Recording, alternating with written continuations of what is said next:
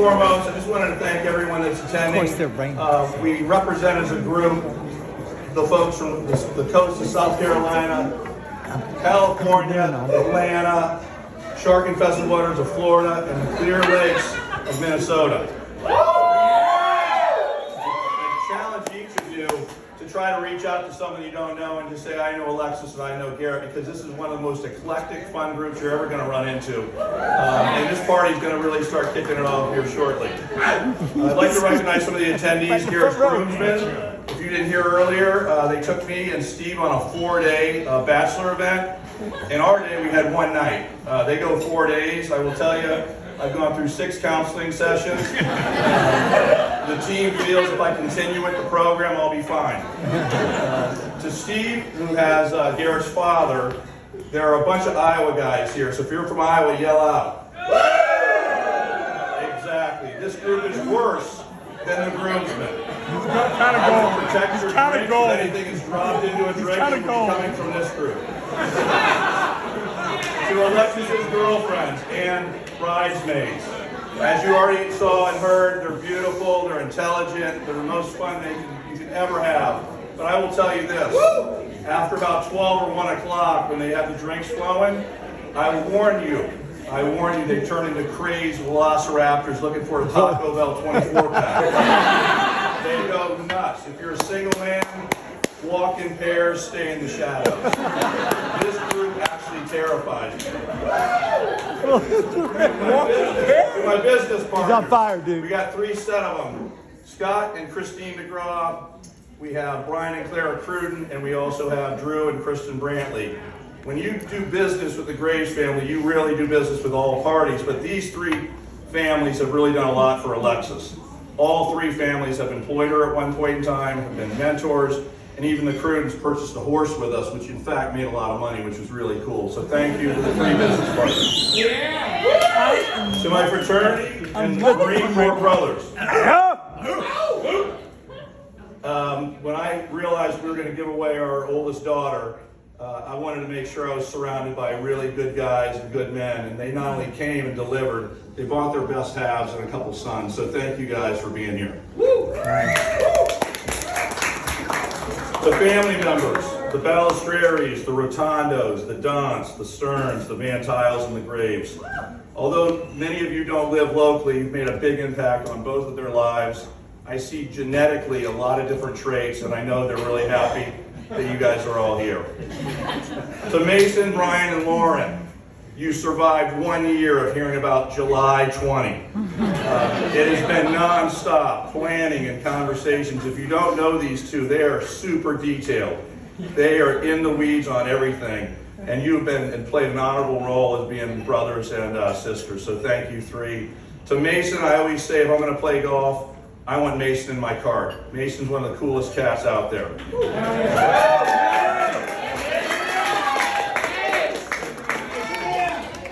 To Steve and Rhonda, last night Steve gave a phenomenal toast at the rehearsal dinner. Hopefully I won't cry as much as Steve, but the tears were flowing and he's a beautiful man. I know the very first time we got together, it was a little bit like the movie Step Brother meeting Dumb and Dumber. And I'll let you guys figure out which one is which. But both Rhonda, his wife, and Michelle, mine, try their best to keep us separated, but we really have too much fun, and we try to make room like this for activities and really silly things. So, Steve, you know I love you. Rhonda's an absolute workhorse. If you don't know Rhonda Van Tile, she makes everything better. She literally is always working, Johnny on the spot. Never, she's relentless in taking care of not only both Garrett and Mason, but she certainly takes care of Steve. So she's got 3 young boys that she deals with. I really fell in love with Rhonda. I don't know if it was overseas, and we did some traveling internationally, which I would suggest you all do with future family, because you really get to know someone when you're trying to catch trains, planes, and automobiles. But Rhonda was usually the one that looked like a Sherpa with about 5 bags on her, 5 bags on her back. But what she did, I was telling a story once, and you all know me, those that do. I'm a little long-winded, can tell a story certainly, but I told a story and she was to my right. She's a Minnesota hockey mom. She's been getting up at 5 in the morning, dragging Garrett Mason to rinks. And she hit me so hard, buckled me. I've been hit by a couple of the big boys in here that are Marines, but she hits as hard. She drives through her punch, and I was like, this is my lady. She said, stop bullshitting, Jeff. And ever since then, we've been thick as thieves. So my beautiful bride.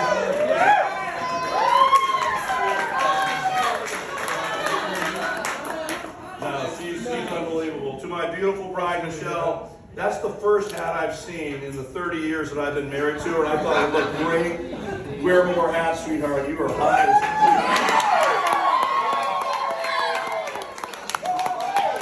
We celebrated our 30th anniversary in June 18.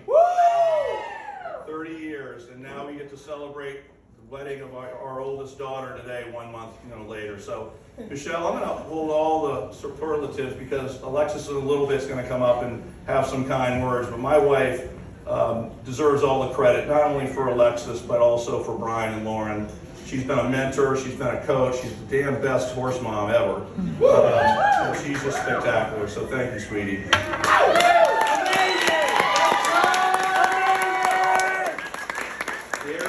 Garrett, I've only got a couple more and I'll try to wrap this up. I was told to keep it to 10 to 12, but Garrett, I could go a full 12 on him, but I'm going to keep it short and sweet, but he is going to get roasted, so.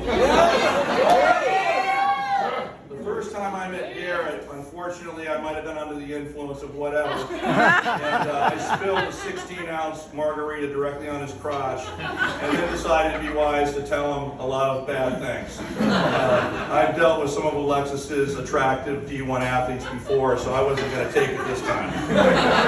Anyway, there was a thing called Snowmageddon, so I'm not even going to go into that, but I'm going to go to Snowmageddon. All the Dallas folks remember Snowmageddon. It happened a couple of years ago. It was about 6 inches of snow and then 2 inches of ice. It froze over, and it then proceeded to get to 20 degrees for a solid week. So everything in this town basically shut down. There is no salt like there is in Minnesota. We don't have snowplows here.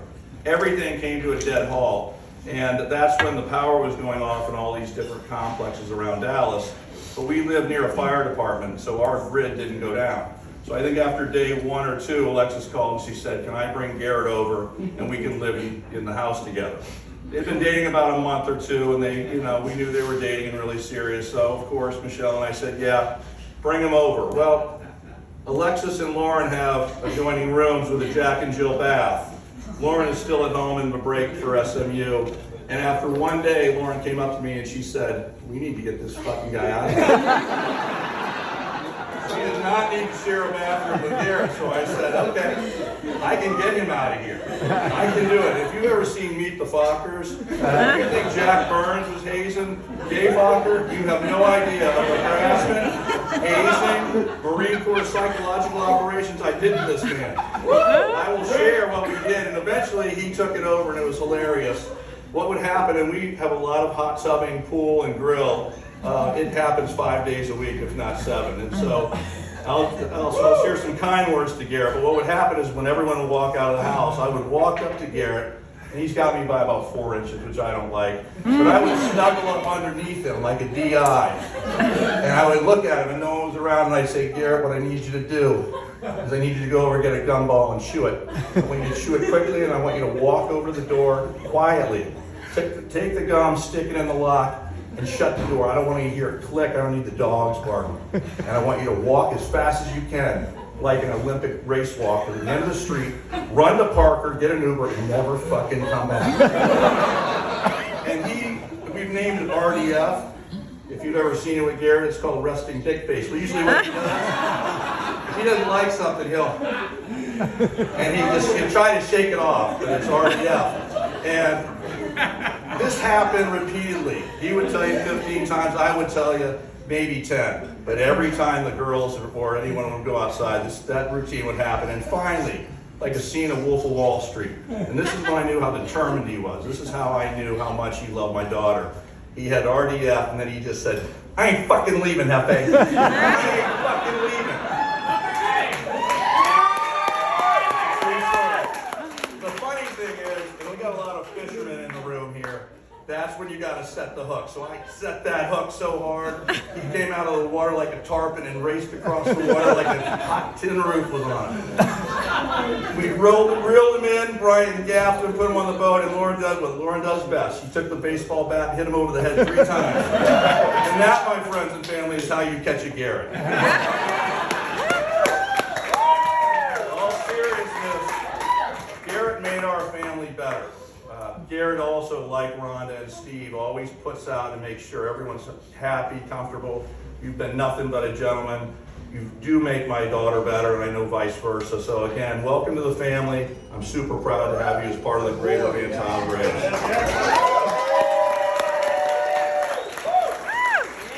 All right, I'll try to close this up with my first and only daughter, other than Lauren, but Alexis, you know, you were everything. But I also need to roast her a little bit. When Alexis was born, and if you thought you were going to get some lovey-dovey dad up here telling how my baby girl was so sweet, she wasn't sweet. She came out, and her mother will tell you her hands were raised, and she screamed for the first 2 years of her life. She screamed so much she got nodules. She was like a 2-year-old that's had smoking problems. She was tough, and she is tough, and she is also persistent, which will be a theme about these two. But what I would like to say most about, there's a couple stories, and I thought, I'll get rid of them. What really was a turning point in my life and hers, it happened with horses. She was a great athlete, no matter what she played. She was always really good, but her real love happened when we got this Valentino horse. And from there, it just really took off. And I know we have some riders. I know we got 2 top trainers in the room here, actually more than that. But horses really dominated her life, and that's where I spent most of my Saturdays and Sundays with my wife. And we would go on trips, whether it be to D.C., Pennsylvania, Kentucky, and certainly California. But she ultimately was one of the best riders as a junior in the country. Obviously.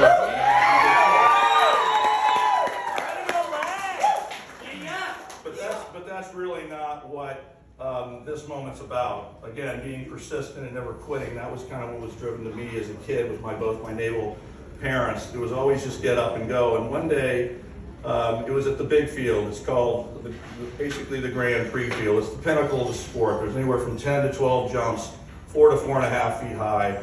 She had one of the best horses in the country named Francois Lalonde, aka Frenchie. And we were going to win that Sunday. It's a week-long event, so she's got plenty of trophies and medals, and all we had to do was get around the course pretty clean, and it was going to be a win. Well, at the end of the course, there's a 4.5-foot jump, and then you have to clear 10 feet of water. It's why the ambulance stands at the back. It's like the bar. So that's where the train wrecks happen. That's where Christopher Reeve falls down and becomes paralyzed. It's very dangerous, and it's a shit show in the horses, and they crash. But what happened and why it was so memorable to me, and I think you'll know what it was, she came up and she was too deep into the jump, and they're going 30 miles an hour on a horse that's obviously 5 feet. She's on 2 pencils, a little leather rein, and a little pad of a saddle. There's no horn. This isn't Western. This is English jumping. She got too close, and what that means is she basically was coming up to the jump, and she should have probably been here, but she was here. And she and the horse had practiced for so long and so many times over and over. French is smart. French said, I'm not doing it. Because he was going to get hurt, or she was going to get hurt, and he slammed his hooves into the sand, and that's when she was projectiled out. But she did the following thing, and this is what made me proud, and really what I'm so proud of her for that moment. She had 50 little girls that would look up to her, 5 years old, all the way to her competitors that looked up to her. She was always nice to them. She was a good competitor. She came over, head over heels, flipped up her backwards, and smashed into the top standard, or I should say pole. It's probably 30 pounds for us to carry these things around. Knocked the first 2 off, and then proceeded to drop 5 feet in a bundle right on the back of her head and neck. And it was not good.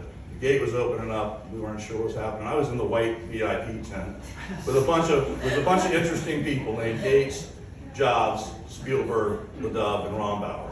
And that place was dead silent. And it was bad. What was the next thing that happened, though, is French backed up and she held the reins for all you riders. She never let go of the reins.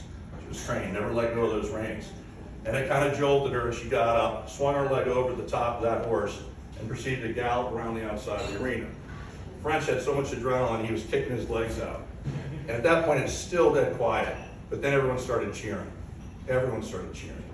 I was in the white tent, I was walking out, because I figured we were going to the hospital. And as she came around and left the arena, everyone was following you. And somebody said to me, and I won't say which one, but he makes movies. And he said, how do you train that? And I said, you don't, that's genetics. So Alexis, it was a badass moment.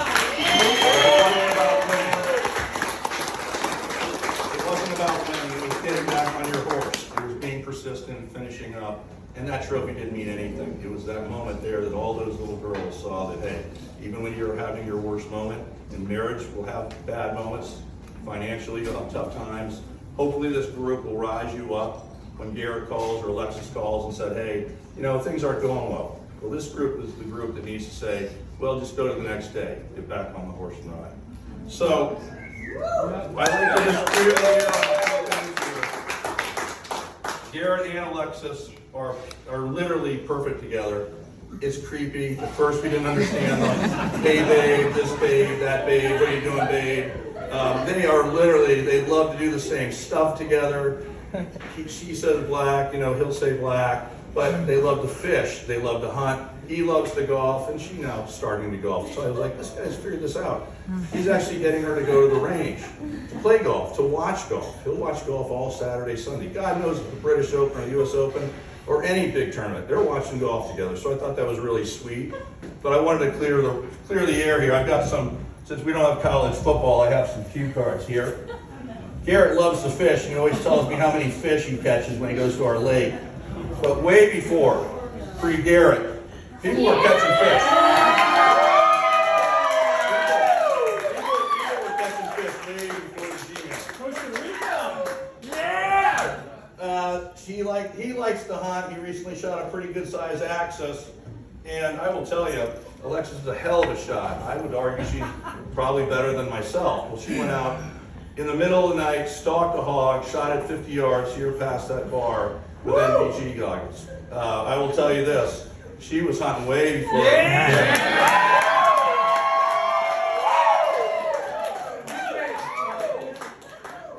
Only 2 more to go. Golf. Garrett lives for golf. All you buddies, you guys know, he lives for golf. And he was telling me how he was getting her to go to the range and how this was going to be this great thing that could travel together and golf. And I was just like, I don't know if she really likes golf that much, Garrett. There's been a lot of range time that you didn't know about. But along the way, during your journey, I want to make sure that you always, when you do have tough times, you always celebrate the wins. You always, every day there's got to be a little win, right? Today's a huge win. But when you have little wins, you need to celebrate those wins. And Garrett, about a week ago, and it hit me as I was trying to do this, particular toast, he said, well, Alexis and I want to go to Japan and she wants to smell the cherry blossoms. And it hit me because we too like the cherry blossoms. This was in Washington, D.C. back in the day. And when she smells the flowers, she puts her whole face in it. So I'll end with, I'm super happy that our 2 families are coming together. Garrett knows how much our whole family loves him. And Alexis, we are certainly unbelievably proud of you. So congratulations to you.